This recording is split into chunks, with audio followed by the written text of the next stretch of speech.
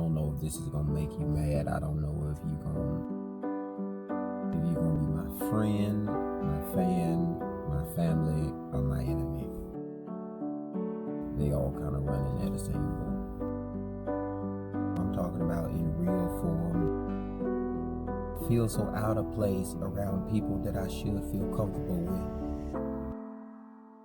Feel like so many means apply here where you can be real and say, God, I do hate it here. I don't feel like there's no heart in the house. Ain't got no hope for the holidays. I'm tired of being tired. Were you sick of being sick?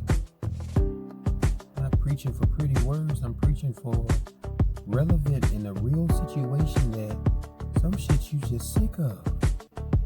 Some stuff you just tired of going through. Some situations you're tired of coming to. Some people I'm tired of dealing with. Some stuff I should have been done with. I feel like so many people come to this place and it's sad. It's sad that it takes death. It takes a funeral. It takes suicide. It takes jail. It takes prison. It takes so many things before people can identify and realize with what love means. You don't know if they love you or they just acting like it, but they really don't like you. You got no idea how they feel, because they feel one way in public, feeling some kind of way in private. You got two masks on your face. Mark chapter 8 says that there is a man who meets Jesus as he's coming down the mountain. That him and his disciples they're weighted, but they're with him. When they get down the mountain, they're faced by a man who is leading the commotion of the crowd. Came to do a clap back because the service that they sold to set the demon free and the little boy, the son of the man, they couldn't get the demon to leave. Jesus comes down and he's like, what's the commotion about? What's the fight for? Why are you so upset? And the man says, the people who you hang out with, Jesus, told me they could set my son free. Told me they would heal him. Told me he'd be better. They told me they could deliver him. But when I delivered him to them, they delivered the devil back to me. Jesus says, you little faith, why can you do this? The whole time we focus on the presence of people in that text and forget the subjection of the pain that the little boy went through, is that he's been being thrown in the fire for a long time. He's been being thrown in the fire by something that's inside of him, that's close to him, that he loves, but it attacks him. He is in danger to himself, but cannot be alone. He wants to feel at home, but he feels like they hate him here. He throws him in the fire. Every time you be trying to get free, that thing takes hold of you. Every time you be trying to go read, every time you go pray, every time you try and get closer to God, the thing that's inside of you seizes you and throws you in the fire. I'm talking to somebody who can resonate in reality on today and say, God, I'm tired of stuff that's connected to me hurting me. I'm tired of going through every strain and struggle of the circumstance and the test. I'm tired of being under pressure. I'm tired of being under perplexing. I'm tired of being under trial. I'm tired of fighting. I'm tired of the things that are connected to me that are supposed to help me, are the things that's causing me the most hindrance in this season. talking to somebody who can identify with God. Every time I try and get free, it's church folk that are the most offensive to me. The folk that talking about they know God, that they worship God, that they keep the commandments. It's them folk that hurt me worse. They've been putting their hands on this little boy for a long time. That the demon in the man is so upset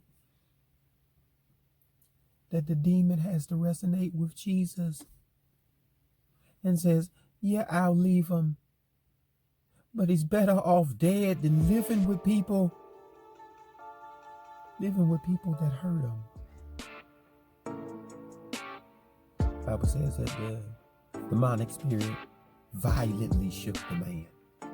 Shook him so bad, he died. I don't know who I'm talking to, but I'm talking to somebody where you've been through it, I know. But see, this is different. This is different because it seems like you just can't shake this off. You can't bounce back from this one. You really in it. You really lost them. They really died. You really walked away. God, this don't make sense.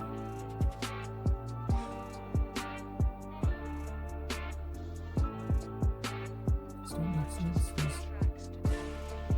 It seems like it's not right. It seems like it's wrong. It seems like in some place, God, I just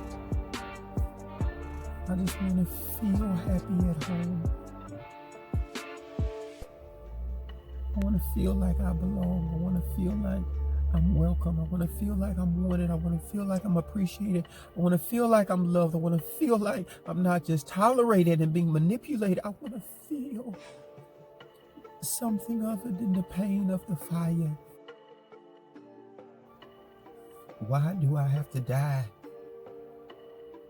For people to identify that you're special. And Jesus says, it'd be better for you to be thrown to the bottom of the sea. Cement block tied around your neck than to touch and harm a child of God. Simon, he gets up and says, you're the man. But on the inside, you're still stuck at a little boy status. Where you died long time ago because of the people that were connected to you. So you can see